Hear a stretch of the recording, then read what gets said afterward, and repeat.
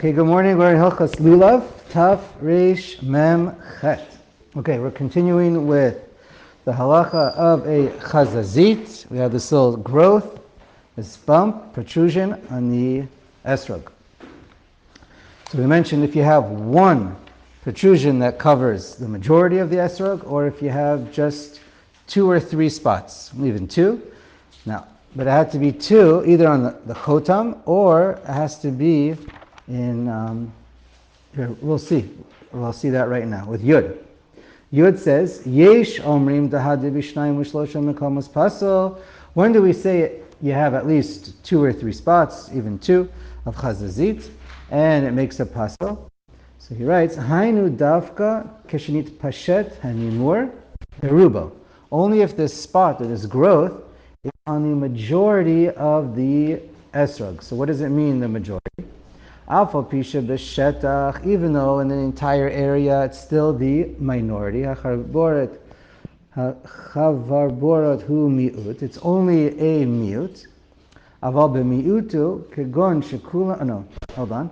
So it means if it's basically a circumference. If you have a thin area of, let's say, it's a little bit thin, and it wraps around the majority of the esrog. Or you have the 2 of them together, you connect the dots, and it covers the majority.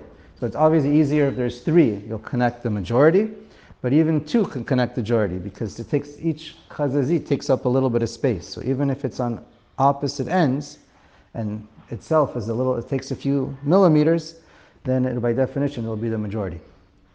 Anyway, as long as it's the majority, even in circumference, but in other words, you look at the whole esrog, it's obviously the miut, because you have the whole up and down, the vertical is by far just a miut. So that already is still going to be pasol l'kol hadeos, because it's 2, that's the majority on the circumference. Aval b'miuto kegon, shekula mitzad echad etrog, kasher. But according to the first opinion, even if you have a large area, you have 2, 3, 4 spots, doesn't matter. It's lots of spots, but it's all on one side of the esrog. The circumference, it's not the majority, then it's still kasher, right? Unless, again, it's on the chotam. V'yesh poslim, afilu b'miuto shel tzad echad. And the second opinion in the Shulchan Aruch, and the Orach Chaim says normally the Shulchan Aruch himself, and we usually follow the psak of the Shulchan Aruch, that you have yesh v'yesh, halacha kabasra, you go like the second one. So that's what he paskins like. You'll see the Mishnah Berurah points out that most of the Ashkenazi poskim say in this halacha, they follow the first opinion, mikar adin. Obviously we always try and be a mahader, so that's a little difference between the Orach Chaim and the Mishnah Berurah. Alright, so that's the afilu in just on one side. Okay. Now, Yud Aleph, Imhu mechza b'makom echad. Now, let's say it's exactly half. What do you do? So, yesh machshirim v'yesh poslim. So, if it's exactly half, some say it's kasher and some say it's pasol. So, same thing here. And the machloket basically is: do we say it's possible to know exactly? If it's half, and are you supposed to measure it exactly? Are you supposed to just look with your eyes? So all that's a machlokas. Okay. Yud bet. Mechotmo ve'elach. Now, starting from the nose, the chotam, the hainu. So again, Shulchan Aruch explains again his definition. Oh, by the way, the Shulchan Aruch Harav is one of the Ashkenazi poskim who's machmer like the second opinion, unlike the Mishnah Berurah. But that's the main Ashkenazi poskim. So now here we are. Dahainu mimakum shematchil l'shapea ada pituma. So where it starts to become very sloped towards all the way to the pitum. So then that's the chotam. Posel chazazit. So we learned already. So this part is a review of what we already learned in Tet. So you have one chazazit in the chotam. It's pasel. But then he continues, V'kol shinui mareh b'kol shehu. And so too, not only a chazazit is pasel, but the same halacha of a chazazit is by a shinui mareh when the color looks different. and the color is different. So if it's one spot on the chotam, it's pasel, and if it's more than one, so then it's the same halacha like we learned before. Okay. Now the poskim point out that if you have, we're going to see what these cases of shinui imara, for example, black or white. We'll see more about this shortly. But the poskim point out, if your black dot is only on the shoshanta, so the very top of the tip, right, what we call the pitum, so you have that top brown portion, a little round thing. So if it's black on there, all the poskim say it's mutter. That's not a problem at all. And if on the little tip itself, that the protrusion, the yellow protrusion, right, the stem part of the pitum, so there, if you see a black dot on there, so according to the Rambam, it's pasel, and it's a machlokes, a poskim, what would the rush hold? But it's probably, real simple pshat, it'd be a problem, according to the Shulchan Aruch. Okay. V'yesh mi she'omer, dehu adin diyavish, posel sham, b'kol shehu. Not only is the chazazit and a shinui imara change of color, even if it's yavesh, it's also pasel b'kol shehu on the chotam. Similar halachos. Okay. Yud Gimel. Chazazit hu kamo avabuot. Now, chazazit that we've been talking about, that's like boils. Yesh bo mamash, and there's some substance there. In other words, shemakomo nikar b'mishush shehu gavoa meha etrog. It actually, you can feel it and see it, that it gets higher. It has to be a physical bump as well, not just a change of color or look like a bump. It has to look like a growth or some kind of a wart, something that grew above it beyond the normal bumps. Wait, in the previous zit you mentioned chazazit b'chol shinui mara. Yes. So does that shinui mara also have to be elevated? No, shinui mara does not have to be elevated. No. Haga, good question. Okay. Now, the Mishnah Berurah points out there's a machloket poskim. If chazazit or abubaot, by definition, to be considered a chazazit, does it have to have two bumps, like two little growths near each other, or is one enough? So he quotes one. There is one major opinion that it must be two, but most argue and say even if it's one. And the Mishnah Berurah says also, the pshat is one, and that's the halacha, even if it's only one. However, for the other 6 days, if necessary, you could be mekel, that it needs to be double to be called a chazazit in halacha. Okay? And the poskim point out also, in order to be called a chazazit, it needs to come from, it has to be maybe fungus or something that it grows from the etrog itself, but as opposed to not just a thorn. Sometimes when the etrog is growing on the tree, it bumps into a thorn on the branch next to it.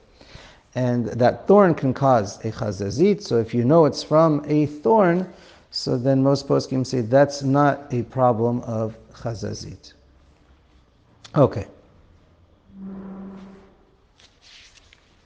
Fine. Okay, so let's continue.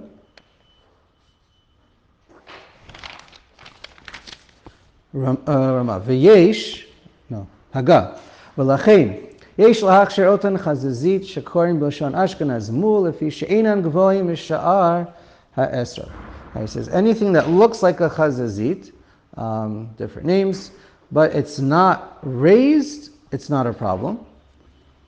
V'yesh mi shekatav yesh lahachshira mitam denachshav mara esrog miachar deregilim yot harbe kach. And some say that even if it's that they're also kosher, even if it is raised, because they're so common. So, for example, what you could be referring to is on many estrogim, you have this. It's not white, not exactly brown, but it's kind of like a beige, maybe a light brown. We often find these marks. They look a little bit like scabs on an estrog.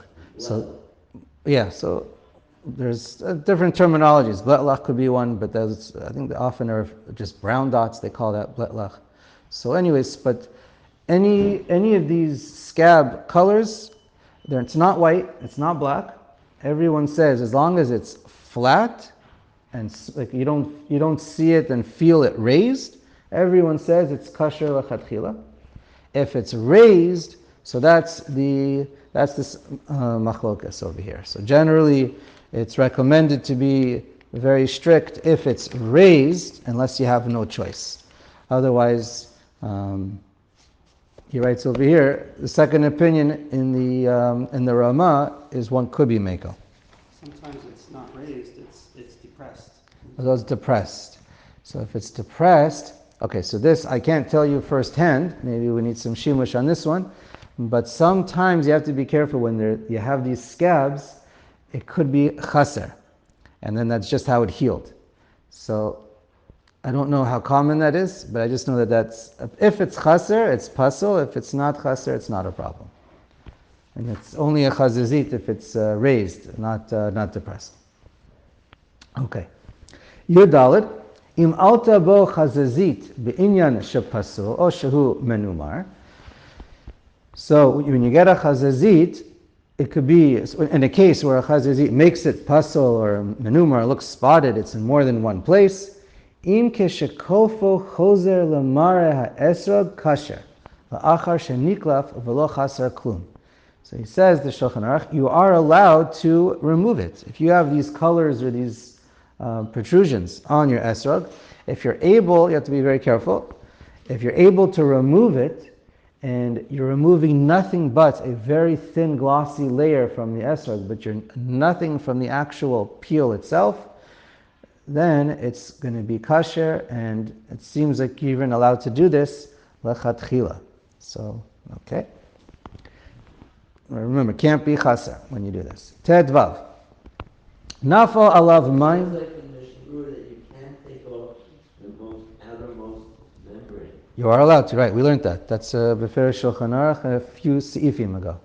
But the outer membrane means a super thin membrane, maybe the thickness of saran wrap, and the color is still there a little bit, and none of the white for sure is missing. And yeah, okay. Tedvav. Nafal alav mayim betalush. If water drops on it, and now the water is sitting on it when it's talush, v'tafach serach, and what happens? It gets a little swollen or bloated, and or it starts to rot and smell. O shehu kavush bechometz o mevushal. So those cases are pasul. Another case is if it's been kavush. Kavush, it could be just regular water for 24 hours, a full 24 hours melays, or even less time. Kavush in vinegar or cooked. So cooked, we know you boil your esrog, you pasuled it. Kavush is bechometz, is if it's a strong vinegar and you pour it on the floor, it still has bubbles. Exact definition unclear, but if it's a very strong vinegar, so then it has the same halacha as cooking. If it's soaked in a very strong vinegar for the amount of minutes it takes to boil the water or boil the vinegar, then that would be the amount of time that it takes for a very strong vinegar to make your esrog halachically kavush. And then if it's in there for that long, then it makes it pasul. If it's a weak vinegar, then you have 24 hours. Okay, menumar, or it's spotted all over, pasul. So these are additional cases where it's pasul. Okay. And in order to be called a menumar, it's a machlok in the achronim, if it could only be menumar with non-kosher colors or chazazit. But if it's a kosher, let's say you have a yellow esrog, and then you have like these little round, clear green spots. So then it's a machlokas. Most seem to say it's okay, but there are some who say it's a problem. Okay. Ted Zayin. Imhu shachor, if the spots are black, you have black on your esrog, o lavan, or white, the makom echad, in one area, posel berubo. If it's a really big spot that it covers the majority, right? It's wide, it's long, it covers the majority of your esrog. So then it's pasul if it's only one spot, a black or a white spot. But then it's posel berubo, right? It has to be the majority. Bishnayim or bishlosha makomos. But if it's just 2 or 3 spots, dino kachazazit has the same halacha of chazazit lipasel afilu b'miuto. That even if it's once you have 2 or 3, it's pasel even if it's in one area on one side, right? That's the psak of the Shulchan Aruch. Right? The Yesh Omrim. There was another Yesh Omrim that said it has to be berubo. Okay, so that's good. Yud Zayin. Makom she'esrogim shelahem ke'ein shecharot me'at ksherim. Now, when the esrogim grow, it's normal for them to get what's it called? Like blackish, dark spots.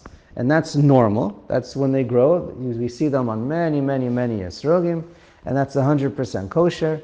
V'im hayu shechorim biyoter. But if it's really dark, a deep dark black, ke'adam kushi, like a kushi, hareze pasol b'chol makom. So then it's 100% pasol, and it depends if it's 1 spot or 2 spots, and it's on the chotam, or if it's on the majority. The same halachas that we learned by all shinui mara and chazazit and yavish.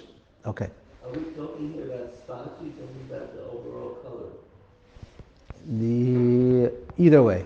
If the whole thing is black, it's going to be, the majority is going to be, it's either way. Now, so we know black and white are puzzle spots, fine. What about brown?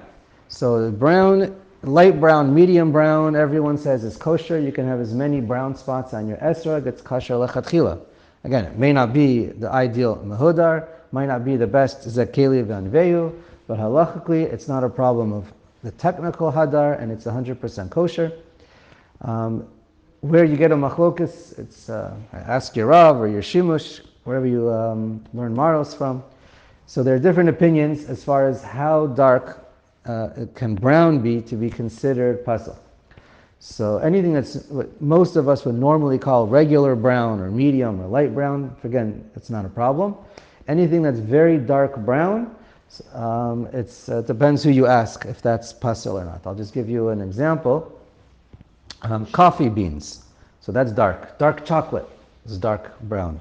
You take a bottle of Coca-Cola and you look at the bottle, that's a dark brown.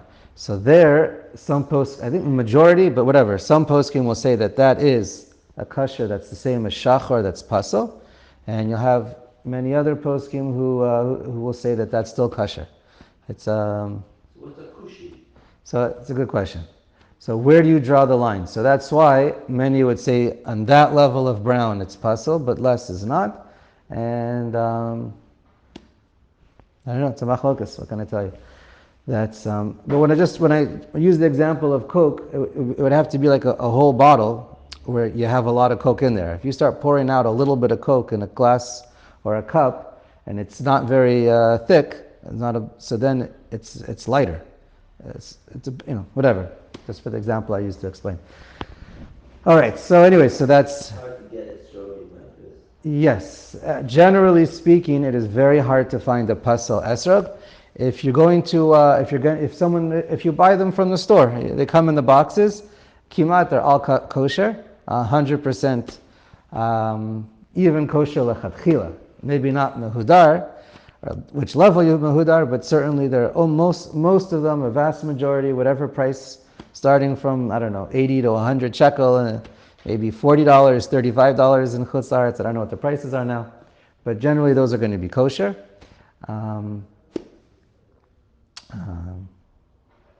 If you're going to go to the field yourself, and especially in your Shemitah, so then you'll find a few that are actually a few more that are actually pasal.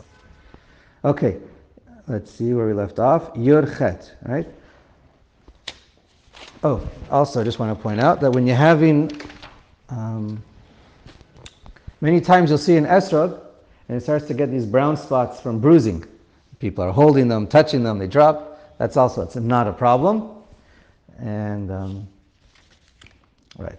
Also, a non-symmetrical esrog, right? If the pitum and the uketz at the bottom is not lined up and it's a little weird shape, again, it's all kosher lechatchila.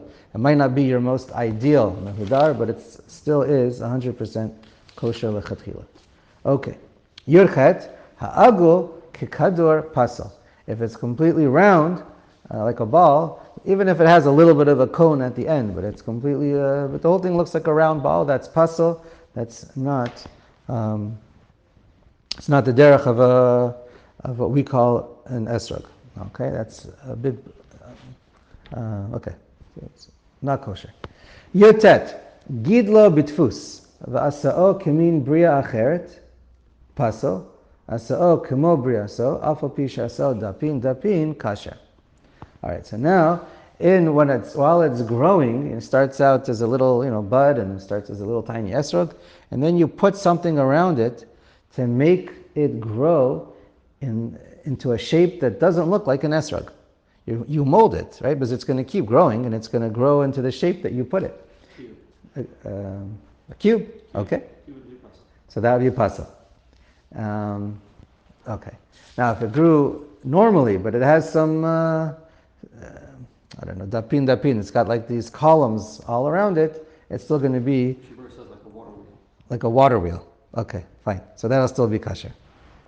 Okay. Chaf. Hatiyum, the hainu shagadol shnaim dvukim ze bazeh.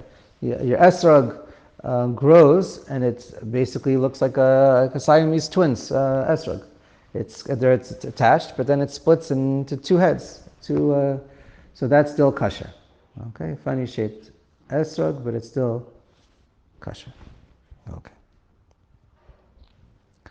There is an opinion, Mishnah Berurah points out that it's pasal, so it's good to be machmer, but really lahalacha it's kosher. Okay. So this wouldn't be mahudar, let's put it like that. Kaf Aleph, hayarok shedome leisbe asade pasal. Now, what happens if you get a green esrog? So if it's a deep green, kind of like the grass, leaves, when it starts to grow. When any fruit grows on a tree, it's got that deep, dark green, right? Not so dark, but a little bit dark and deep. So then that would be pasal, if it's that green. Ela in kain, unless choser lamara esrog kasher kishamashinoto. Unless it grew enough, it's ripe enough, that it's going to change to yellow, or it could change to yellow if you give it time, if you put it next to apples in a bag. I'm not usually very successful when I try and do that. I don't know. Apparently it's supposed to work, just doesn't work so well for me.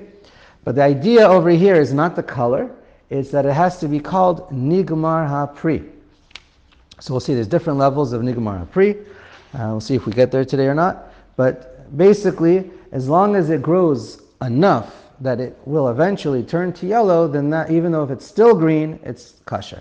Now usually when you buy them in the store, they're fully grown and they will turn yellow, and they often, and usually when you see a green one anyway in your box, it's already a little bit of a lighter green, and it's starting to turn a little bit, and it's not that deep green that's pasal. So generally speaking, any green that you're going to get in a box is going to be kosher.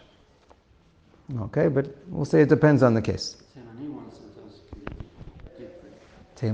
So it depends, but if they're big, generally we assume it's going to change colors if you let it.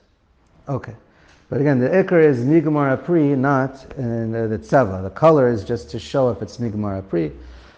Kav beis, shiur esra katan, the smallest it could be that's kosher, is pachos mikabetza pasal. If it's smaller than the size of an egg, right, you go to the store, you see what a normal egg is, probably the large eggs.